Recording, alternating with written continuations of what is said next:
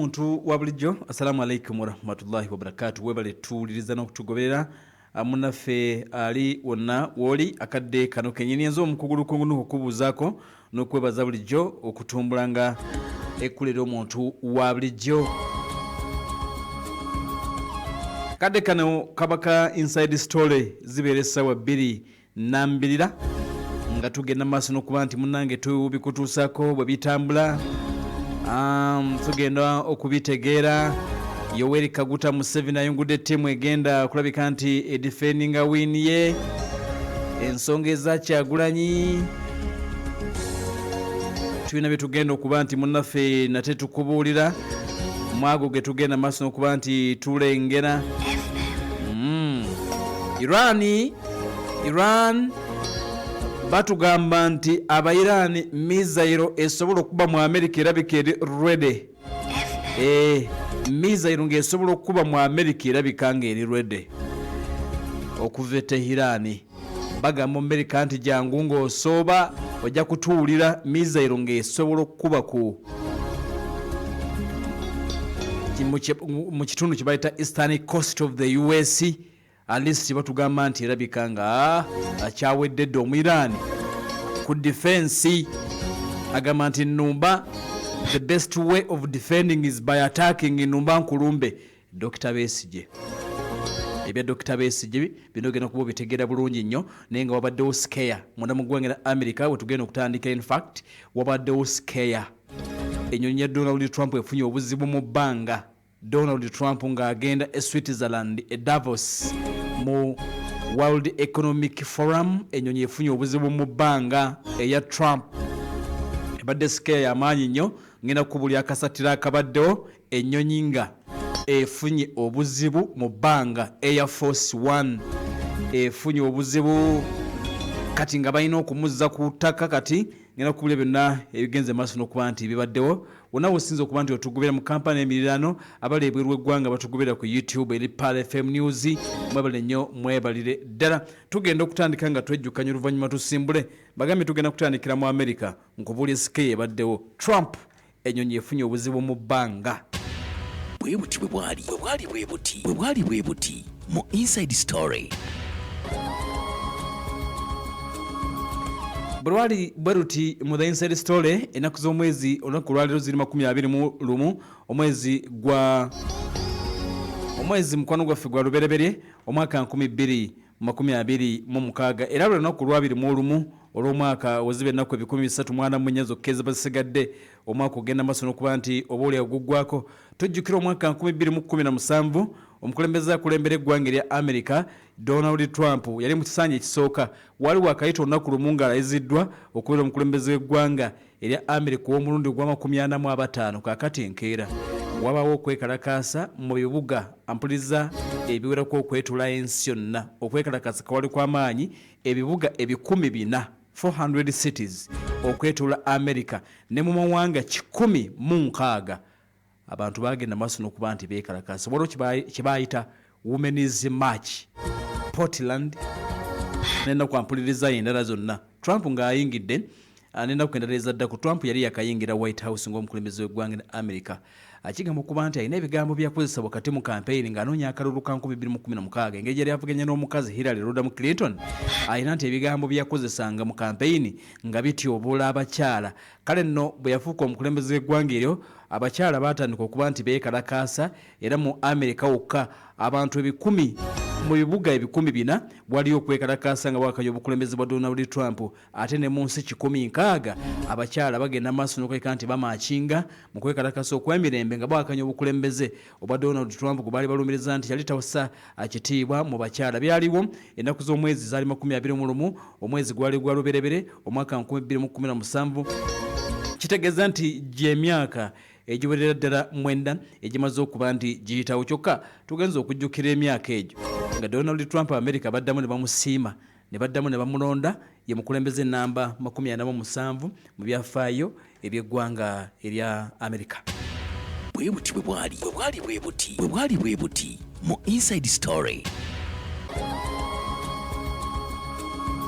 Katugende nate mu nsonga ey'omunda bagambye nti ennyonyi ya Donald Trump efunye obuzibu mu bbanga era bagenza okugissa wansi nga biwala ttaka ekibaddewo kyogenda okulabika nti otegeera ensonga ey'omunda ddala ku kiddala ekibaddewo bannaffe abannajjeera Islamic Secondary School wali ku Busibante Road be batututte wano. Ensonga ey'omunda kati katugigwennyalwe tugitegeere tugisensule. Ensonga ey'omunda wano mu The Inside Story kati weesibe enkuba onywere. ng'ekutuusibwako Najjeera Islamic Secondary School erisangibwa Najjeera ku Busibante Road. Basomesa arts ne sciences kw'ossa ne Islamic theology okuva ku shuba idadi paka ku thanawi. Okuwandiisa abayizi abapya kugenda mu maaso ku ssomero. Bakubireko ku 0700 99 77 78 oba ku 0759 56 31 27.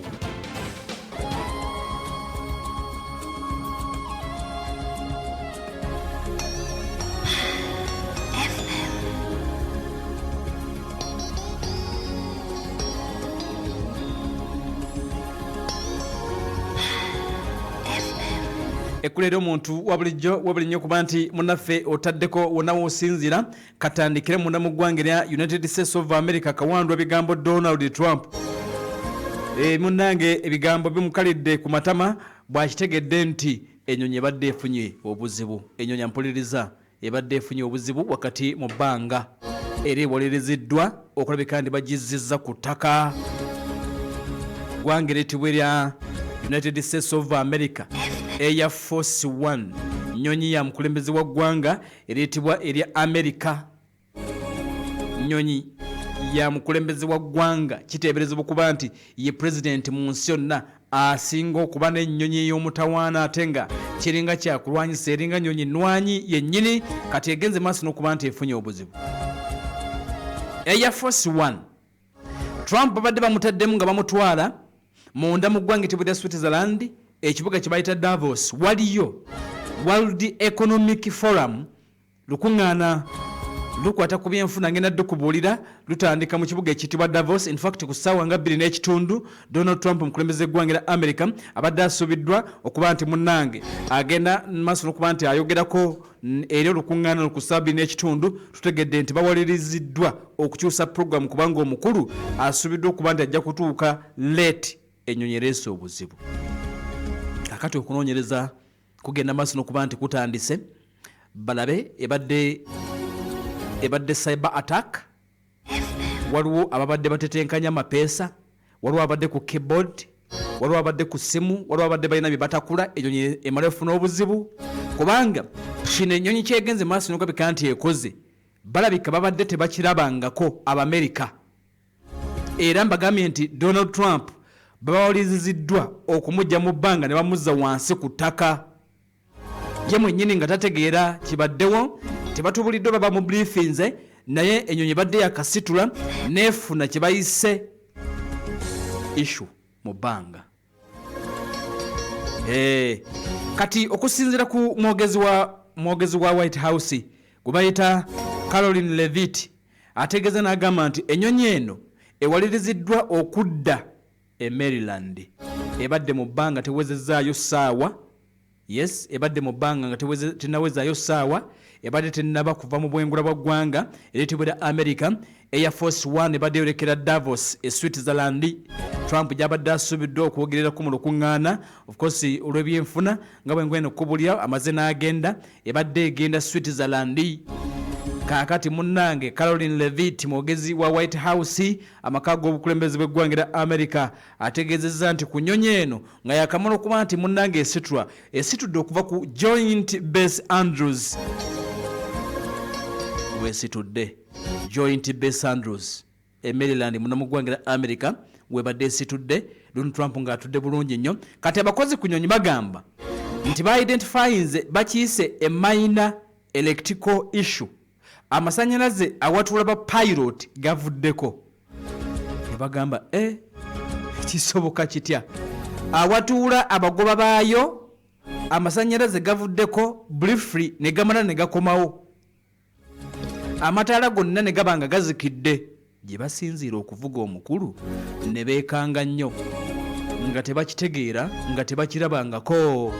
Ne bagamba enaamutuusa eno kakati nti newankubadde amasanyalaze gano gabadde gazzeemu okuddako era ne gaaka bulungi mu kabini abamuvuga gye basinziira abavuga Donald Trump ne babadde tebasobola kumwongerayo nga batidde nti eyinza obuulyawo ateera ebintu okutabuka. Jjukira nti olugendo lwe babadde bagenda ku lubadde lwewala bava mu America bajja ku Bulaaya e Switzerland ekibuga Davos gye babadde bagenda. Kakati ne batya obuzibu bwabadde buyinza okuba nti buddirira era nga mbagambye nti kibadde lweya nnyo kyenkana nga tebakirabangako ennyonyi okuvaako amasannyalaze watuula so omukulu gyatuula mu ofiisi ze wabula eno abavuga bennyini amasannyalaze gyegavuddeko amataala gonna ne gagenda maaso n'okuba nti gazikidde wabula batugambye nti si sisitiimu yonna ey'ennyonyi wabula amataala gokka. Kakati tutegedde nti essaawa zibadde nga 5 n'ekitundu obudde obw'ekiro eggwanga etibwera America ng'obaze Eastern Time ennyonyi neegenda maaso n'okulabika nti ezzeemu neelandinga wansi ku kisaawe. Ab'amawulire bababuulidde ekibaddewo kubanga babadde bakamala okwogera n'omukulembeze eggwanga lya America nga agenda. Jjukira nti kalinga kalombolombo era abakulembeze ba America boogerera nnyo ku madaala aga Air Force One wabadde asimbula okugenda.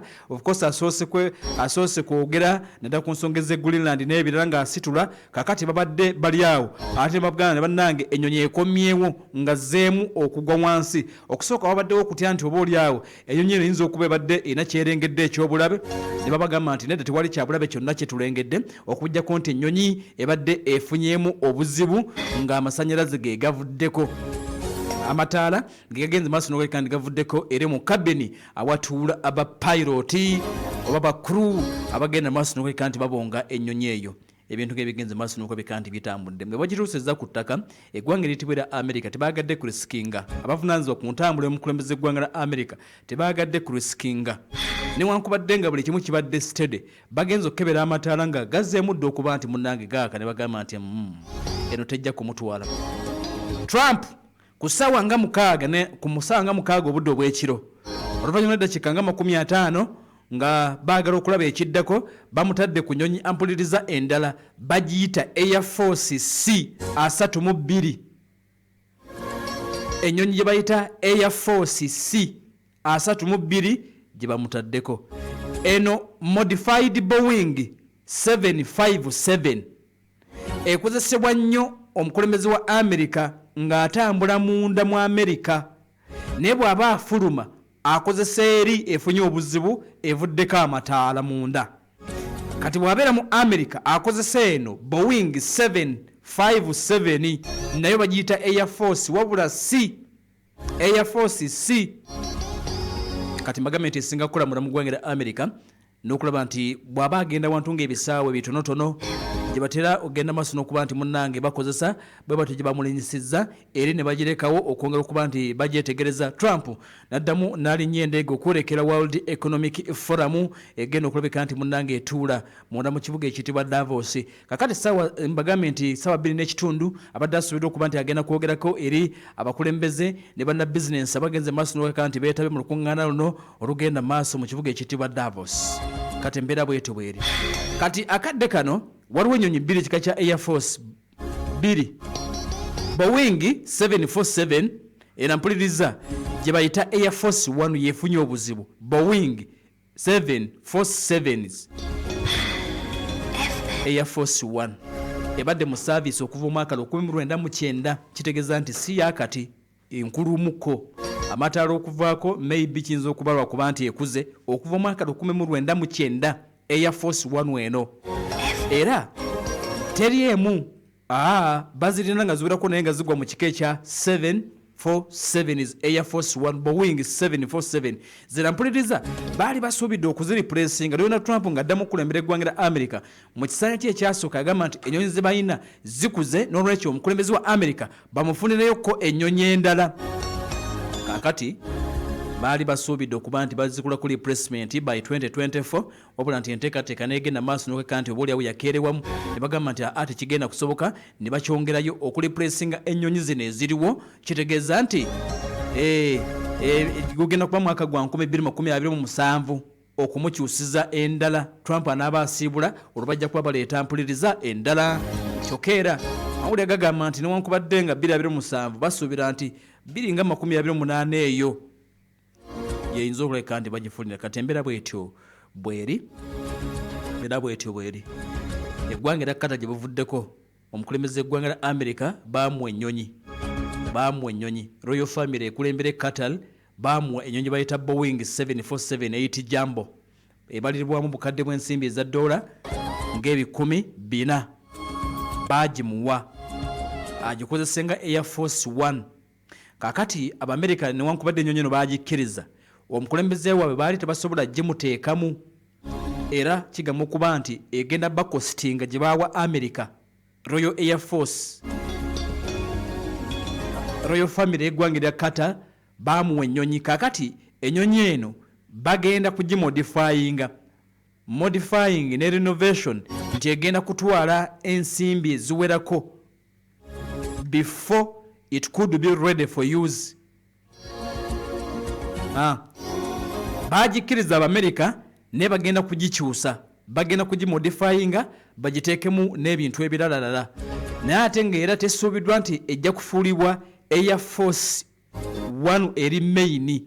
Basuubidde nti bajja gikozesa naye singa main airplane ekozesebwa nate omukulembeze eggwanga eritibwa erya America. Kale nno yembeera egenze maaso n'okuba nti wabaddewo okutya okw'amaanyi ddala, naye nekizuulibwa nti ebadde minor error nate etuuse mu kabine amataala ne gaba nga gagenze maaso n'okuba nti gavuddeko briefly ne gaddako nga tebayinza kweyongerayo na nnyonyi eno ne bagiteeka ku ttaka ne bamuteeka mu ndala emwongedde omutwala munda mu ggwanga etibwa erya Switzerland. Bw'anaaba atuuse tunaaba tubabuulira naye ng'ayolekedde ekibuga ekiyitibwa Davos. Ngenda kubuulira okusinga agenze kukola ki eno waliyo World Economic Forum egenda okulabika nti munnange etuula ensonga za bya busuubuzi. Bw'abadde agenda asoose kwogera ku nsonga za Greenland, amazima gali nti ebigambo byayogedde Trump alabika nga ekitundu kye Greenland akyetaaga. Ekitundu akyetaaga. Yatabuse n'ab'ebulaaya abalangira obutateeka ssente mu NATO baamuyise mu G7 n'okugizira yagizize, alabika nga genda atabuse Trump.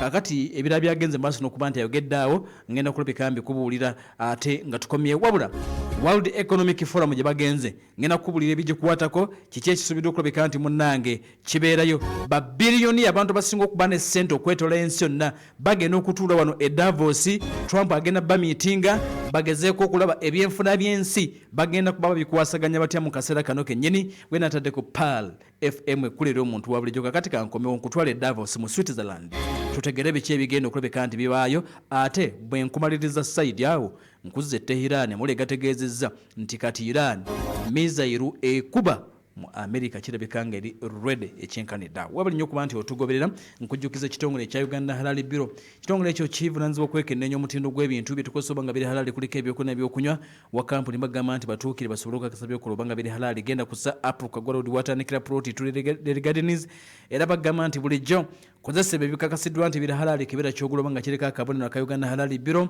anti keetooloovu mulimu ekigambo halali kiri mu lulimi Luwalabu noti nyemunya 2335 noti 758 52 noti 11 ogenda kuba ate bannaffe abo bafuna bulungi.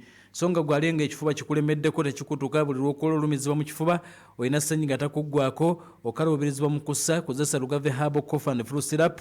Ate gwe munaffe nga alusa zikwesa bubi gaasi mu lubuto osesema ovaamu olusaayisayi Lugave Herbal Alusa Syrup waali. Ate gwalumu amannyo galimu ebituli bw'osenya gasanyalala bw'oteekayo ekyokya oba ekinyogoga gasanyalala ovaamu olusaayisayi weekwata ennana eddagala ettuufu erigenda okukuuma akamwa ko nga kalesitedde n'amannyo nga matuufu ekyenkanidde awo. Gwalumu omutwe musujja amagulu mugongo ofuna omuliro omubiri nga weebase weekwata eddagala eriyitibwa kyokomero lyongera amaanyi basirikale ab'omubiri ne balwanyisa endwadde ezigenda maaso n'okuba nti zikusumbuwa. Osobola okugenda ku famasi n'awaliddwa ga shop yonna NDA yakakasa gwaleebulwa eggwanga bagamba nti genda wonna awali sitowa etunda ebya bannayuganda ojja ojja kuba tosanga eddagala eryo. Prestigious Sajwa muleme mwekwata limu ekirisa kizimbu mubiri abagenda ku mikolo mwekwata namu babeekeri akekkiriza n'ofuna amagoba agawerako mu maduuka ne supermarket okwetula eggwanga. Musuubuzi osobola okugenda wali mu Kikuubo opposite ku kyapa General Enterprises